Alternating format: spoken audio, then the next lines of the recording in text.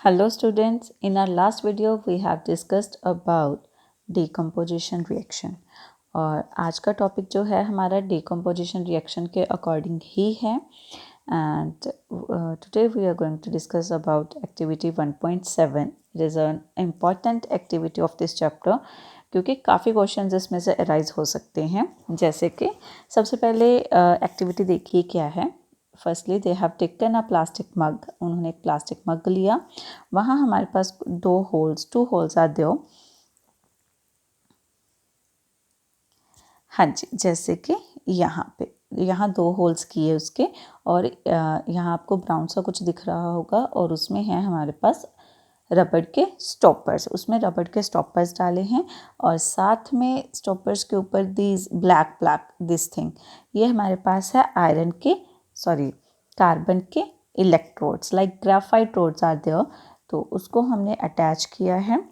फिर इन सभी को लाइक कार्बन के इलेक्ट्रोड्स को एक बैटरी के साथ अटैच किया and the battery is 6 volt battery. फिर इसके बाद हमने मग में कुछ पानी डाला, इतना वाटर डालना है कि हमारे पास जो कार्बन के इलेक्ट्रोड्स हैं they can easily immersed in water.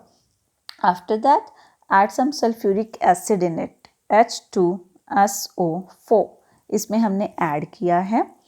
उसके बाद हमने 2 टेस्ट ट्यूब ली, टेस्ट ट्यूब में पानी लिया और इसको इलेक्ट्रोड्स के ऊपर इन्वर्ट कर दिया। इन्वर्ट लाइक हमने उसको उल्ट डायरेक्शन में उसमें डाल दिया, लाइक इलेक्ट्रोड्स को कवर कर दिया हमने। ओके हाँ जी, उसके बाद देखिए मतलब ये एक सिंपली कंस्ट्रक्शन है। I am repeating it again के कंस्ट्रक्शन में क्या कुछ किया है इन्होंने। कंस्ट्रक्शन में जस्ट हमारे पास ये चीज़ है कि एक तो लिया इन्होंने मग में पानी ऐड किया, ठीक है, उसमें कुछ होल्स किए, 2 होल्स आर देयर, उसमें रबड़ के स्टॉपर्स डाले हैं, कार्बन के इलेक्ट्रोड्स डाले हैं, वाटर डाल दिया, सल्फ्यूरिक एसिड डाल दिया and cover the electrodes with the test tube. Okay हाँ जी, और एक 6 वोल्ट की बैटरी हमारे पास अटैच है। नाउ देखिए कहते स्विच ऑन द करंट को ऑन किया, उसको कुछ टाइम के लिए ऑपरेटर्स को ऐसे ही छोड़ दो अनडिस्टर्ब्ड। आप देखोगे कि दोनों इलेक्ट्रोड्स में से कुछ बबल्स निकल रहे हैं, ये देखिए ध्यान से, दीज आर द बबल्स, है ना, दोनों साइड कुछ बबल्स क्रिएट होना शुरू हो गए हमारे पास in the both electrodes. Okay हाँ जी, this bubble displace water in the test tube, कहते हैं ये बबल्स जो टेस्ट ट्यूब में पानी है उसको डिस्प्लेस कर रहे हैं, उसको अपनी जगह से थोड़ा इधर उधर शिफ्ट कर रहे हैं। Now questions are there that is the volume of gas collected the same in both the test tube, कहते क्या दोनों टेस्ट ट्यूब में जो गैस इकट्ठी हो रही है, बबल्स इकट्ठे हो रहे हैं, क्या उसका वॉल्यूम सेम है। Next, when the test tube are filled with respective gases, remove them carefully, कहते जब दोनों में कुछ गैसेज इकट्ठी हो जाएंगी फिर टेस्ट ट्यूब को हमने रिमूव करना है। Test these gases one by bringing a burning candle close to the mouth of the test tube, फिर हमने टेस्ट करना है कि कौन सी गैस रिलीज हुई है। लाइक अगर आप ध्यान से देखोगे कि एक में कुछ हमारे पास बबल्स ज़्यादा हैं as compare to second test tube, तो यहाँ से हम ये ऑब्जर्व करेंगे कि one of the test tube कुछ ऐसी है जिसमें बबल्स ज़्यादा हैं और वो है हमारे पास हाइड्रोजन गैस, और जिसमें बबल्स कम प्रोड्यूस हो रहे हैं दैट इज़ ऑक्सीजन गैस। और क्वेश्चंस यहाँ से क्या पूछे जाते हैं, फर्स्टली क्वेश्चन ये पूछा जाता है कि कैथोड पे कौन सी गैस जनरेट हुई है, और जो कैथोड पे हमारे पास गैस जनरेट होती है हाइड्रोजन, एनोड पे गैस जनरेट होती है हमारे पास ऑक्सीजन। सेकंड क्वेश्चन पूछा जाता है कि हाँ जी कि हाइड्रोजन की कंसंट्रेशन ज़्यादा क्यों है हमारे पास ऑक्सीजन से, तो उसका रीज़न देखिए, अगर हम वाटर को तोड़ते हैं लाइक इलेक्ट्रोलाइसिस करवाते हैं तो हमारे पास 2 मॉलिक्यूल्स वाटर के एंड ऑक्सीजन का एक मॉलिक्यूल बनता है, तो इट मीन्स इन प्रोडक्ट हमारे पास 2 molecules are there and the 1 molecule of oxygen is there, that's why we can say कि हाइड्रोजन के molecules are more than the molecules of oxygen in electrolysis of water. Okay. Next हमारे पास पूछा जाता है कि हाँ जी, हमने सल्फ्यूरिक एसिड ही क्यों ऐड किया। सल्फ्यूरिक एसिड यूज़ किया जाता है to make ions more easily, ठीक है, कि आयंस को वाटर को आयंस में इजीली ब्रेक किया जा सके, तो इस वजह से हम सल्फ्यूरिक एसिड को ऐड करते हैं, ठीक है। सिंपली ये छोटे छोटे 2-3 क्वेश्चंस थे जो कि इस एक्टिविटी में से पूछे जाते हैं, ठीक है। Which gases is present in each test tube, I have already told you कि कौन सी टेस्ट ट्यूब में कौन सी गैस रिलीज होगी। लाइक कैथोड जहाँ है बैटरी का तो वहाँ हाइड्रोजन गैस रिलीज होगी, और जहाँ एनोड है वहाँ ऑक्सीजन गैस रिलीज होगी। Move to our next activity. कहते take about 2 gram silver chloride in a china dish, this is our china dish, this thing ये वाइट, इसमें हमने सिल्वर क्लोराइड लिया है। व्हाट इज इट्स कलर, कहते हैं इसका कलर कौन सा है हमारे पास। इसका सिल्वर क्लोराइड का कलर होता है white. Place this china dish, तो यहाँ हमारे पास व्हाट इज इट्स कलर में आ जाएगा white. Place this china dish in sunlight for some time, कहते हैं फिर इस चाइना डिश को लाइक जिसमें हमारे पास सिल्वर क्लोराइड है उसको कुछ टाइम के लिए हमने सनलाइट में रखना है। Observe the colour of silver chloride after some time, तो आप देखोगे कि उसका कलर धीरे धीरे चेंज होता जाएगा। तो कहते कौन से कलर में चेंज होगा, तो हम कह सकते हैं कि जो वाइट कलर का सिल्वर क्लोराइड था ये धीरे धीरे सनलाइट की एक्सपोजर में आने के बाद ग्रे कलर में चेंज हो जाएगा। क्यों, क्योंकि silver chloride is break down into silver and chlorine by light. This is a reaction के AgCl, Ag means silver, Cl means chloride. तो सिल्वर क्लोराइड जब सनलाइट के एक्सपोजर में आया then it break down into silver and chlorine. आगे देखिए, कहते जो लास्ट रिएक्शन थी सिल्वर क्लोराइड के साथ, अगर हम इसी की जगह पे सिल्वर ब्रोमाइड लें तो वहाँ भी हमारे पास सिल्वर एंड ब्रोमीन के मॉलिक्यूल्स बनेंगे। और जो सिल्वर ब्रोमाइड की रिएक्शन है उसको वाइट एंड ब्लैक फोटोग्राफी के लिए यूज़ किया जाता है, जो पहले के टाइम पे ब्लैक एंड वाइट फोटोज़ होती थी। Which form of energy is causing this decomposition reaction, कहते डिकम्पोजिशन रिएक्शन में कौन सी मतलब एनर्जी की कौन सी फॉर्म है। तो आप देखो इन सभी में एनर्जी यूज़ की जाती है, एनर्जी एब्जॉर्ब की जाती है। तो it means we can say कि energy is absorbed in decomposition reaction. Okay, देखिए decomposition reaction require energy either in the form of heat, light और इलेक्ट्रिसिटी। जैसे कि सिल्वर ब्रोमाइड के केस में हमने सनलाइट यूज़ की, इलेक्ट्रोलाइसिस ऑफ वाटर में हमने इलेक्ट्रिसिटी यूज़ की। तो इट मीन्स हमें एनर्जी की रिक्वायरमेंट हुई है, चाहे वो हीट की फॉर्म में हो, लाइट की फॉर्म में हो या इलेक्ट्रिसिटी की फॉर्म में हो, और उसी की हेल्प से हमारे पास जो रिएक्टेंट्स हैं they can break down. That's why there is an endothermic reaction used in decomposition reaction. Okay, और जो हमारे पास कॉम्बिनेशन रिएक्शन थी वहाँ एनर्जी रिलीज होती थी, तो it means that type of reaction is exothermic reaction. Okay, हाँ जी। Next we have displacement reaction. Displacement reaction में क्या है, कहते इन सबसे पहले एक्टिविटी की फॉर्म से देखेंगे। टेक 3 आयरन नेल्स, हमने 3 आयरन नेल्स लिए, उसको अच्छे से सैंड पेपर के साथ रब किया ताकि उसकी इम्प्योरिटी को ख़त्म किया जा सके। Take 2 test tube mark as A and B, 2 test tubes are there, उसमें हमने एक पे A लिखा दूसरे पे B, और दोनों में हमने कॉपर सल्फेट सॉल्यूशन को ऐड किया। Now the 2 iron nails with the thread, tie 2 iron nails with the thread. आप इस डायग्राम में देख रहे होंगे कि इन दोनों को हमने एक थ्रेड के साथ टाई किया है, और इसको हमने धीरे से कॉपर सल्फेट के सॉल्यूशन में ऐड किया in test tube B, second test tube में। कि 1 iron nail aside for comparison, कहते दूसरे आयरन नेल को ऐसे ही हमने साइड पे रख दिया कि हम देखेंगे कि क्या चेंजेस आए हैं हमारे पास। आफ्टर 20 मिनट्स के बाद कहते आयरन नेल्स को बाहर निकाल लो कॉपर सल्फेट सोल्यूशन से। Compare the intensity of the blue colour, आप देखोगे कॉपर सल्फेट सोल्यूशन को अगर हम ऐड करते हैं तो उसका ब्लू कलर होता है। 20 मिनट्स के बाद आप देखोगे कहते there is some changes in the intensity of the copper sulphate solution. ठीक है। अब आप दोनों के कलर्स का आपस में कंपैरिजन करोगे, मतलब लाइक एक को तो डिप करके रखा है, ठीक है, उसका क्या चेंज हुआ, और एक को ऐसे ही रखा है हमने, उसमें क्या चेंजेस हुए। देखिए, आप देखोगे कि this is our simple iron nail, है ना, दिख रहा है आपको, ये है हमारी सिंपल आयरन नेल जो उसका कलर होता है। और ये आयरन नेल वो है जिसको हमने कॉपर सल्फेट सॉल्यूशन में ऐड किया है।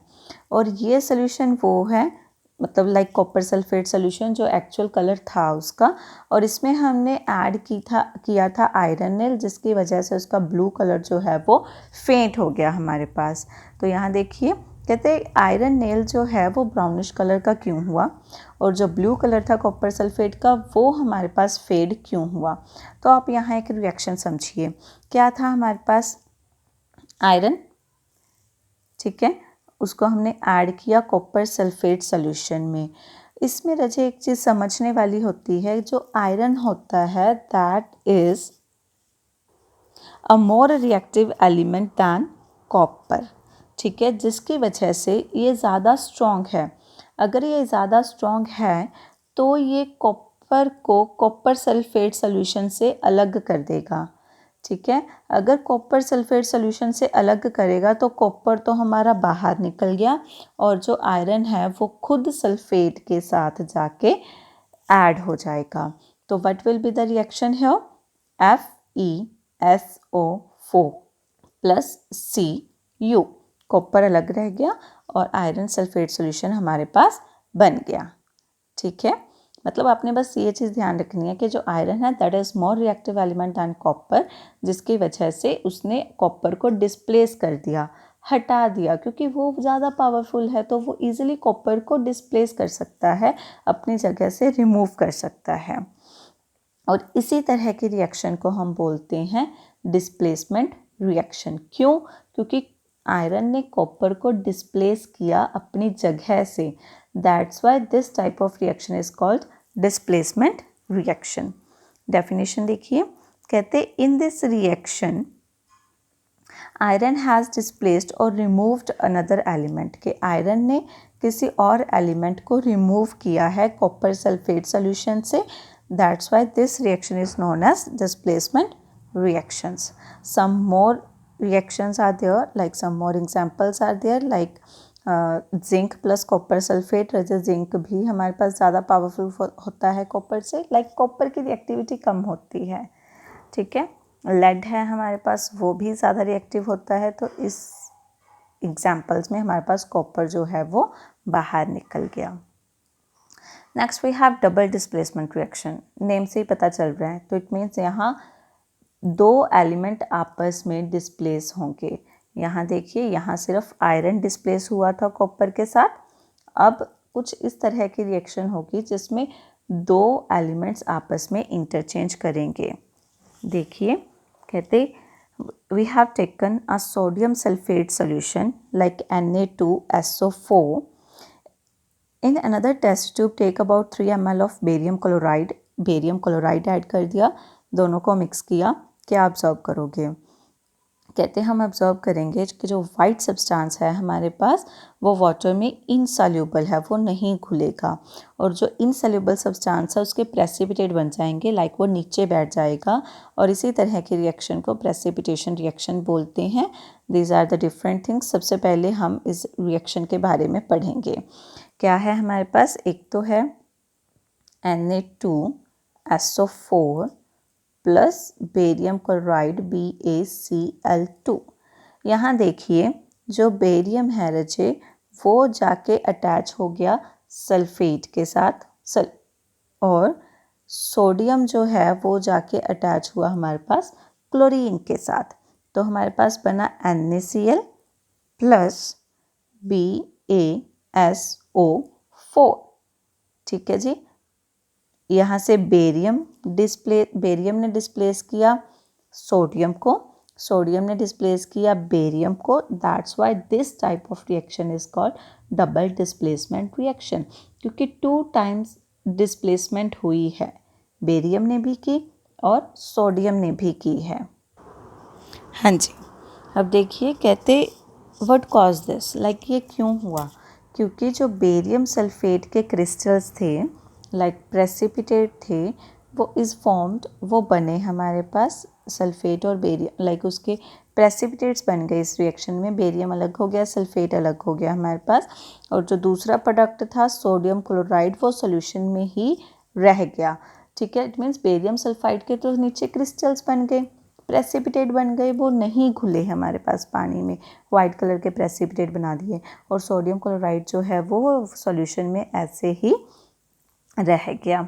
सच reaction in which there is an exchange of ions, कहते वैसी रिएक्शन जिसमें आयंस का आपस में एक्सचेंज होता हो रिएक्टेंट्स के बीच, उन रिएक्शंस को डबल डिस्प्लेसमेंट रिएक्शंस बोलते हैं। ठीक है, नेक्स्ट ये आपके लिए एक्टिविटी है, अगर आपको नहीं समझ में आए देन यू कैन कमेंट कि इसका आंसर बता दीजिए। Next we have oxidation reaction and reduction reaction. कहते हैं heat a china dish containing 1 gram of copper powder.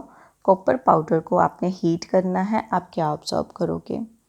कहते हैं जो कॉपर पाउडर है रचे, जब हम इसको हीट करते हैं तो हमारे पास कुछ ब्लैक कलर का सब्सटेंस बनता है। कहते हैं ये ब्लैक क्यों बना? क्योंकि अगर हम हीट कर रहे हैं तो हमें पता है कंबशन के लिए oxygen is the main supporter. ठीक है, तो इट मीन्स कॉपर जो है रचे वो हीट हुई है in the presence of oxygen. अगर in the presence of oxygen होगा देन वी कैन से कि हमारे पास कॉपर ऑक्साइड बना है। फिर उसके बाद if hydrogen gas is passed over the heated material, heated material कौन सा है? कॉपर ऑक्साइड, क्योंकि हमने इसी को हीट करके हमारे पास कुछ बना है ना। तो इट मीन्स कहते हैं अगर कॉपर ऑक्साइड में से आप हाइड्रोजन गैस को पास करोगे, अ black coating on the surface turns brown. कहते हैं जो ब्लैक कोटिंग है उसकी वो ब्राउन में कन्वर्ट होती जाएगी एज रिवर्स रिएक्शन, और यहाँ से रजे हमारे पास एक रिवर्स रिएक्शन होगी और हमारे पास कॉपर फिर से बन जाएगा। अब आगे देखिए, कहते अगर कोई भी सब्सटेंस रिएक्शन के टाइम पे ऑक्सीजन गेन करता है, गेन लाइक ऑक्सीजन ऐड होती है रिएक्शन में हमारे पास, देन वी कैन से कि वो एक ऑक्सीडाइज्ड है। ठीक है, जैसे कि इन आर फर्स्ट रिएक्शन देखो ऑक्साइड साथ में अटैच हो गया, तो ऐसी रिएक्शन को हम ऑक्सीडेशन रिएक्शन बोलेंगे। और अगर हमारे पास किसी भी सब्सटेंस में से ऑक्सीजन रिमूव हुई है, like in are next reaction, यहाँ से कॉपर ऑक्साइड से कॉपर बन गया, ऑक्सीजन रिमूव हुई, लॉस हुई, तो उसको बोलोगे रिड्यूस्ड। रिड्यूस का मतलब है कि उस रिएक्शन को बोलोगे रिडक्शन। ठीक है, तो कहते कुछ ऐसी रिएक्शंस भी होती हैं जिसमें दोनों चीज़ें होती हैं, ऑक्सीडेशन भी होती है और रिडक्शन भी होती है, उस तरह के रिएक्शन को बोलते हो ऑक्सीडेशन रिडक्शन रिएक्शन, और we can say redox reaction. यहाँ जैसे कि इसमें देखो copper oxide, we have copper oxide plus hydrogen, हमारे पास बना कॉपर प्लस वाटर, यहाँ से कॉपर रिमूव हुई, सॉरी ऑक्सीजन रिमूव हुआ, तो यहाँ क्या हुआ? रिडक्शन। और यहाँ पे ऑक्सीजन ऐड हुई तो यहाँ हुई हमारे पास ऑक्सीडेशन।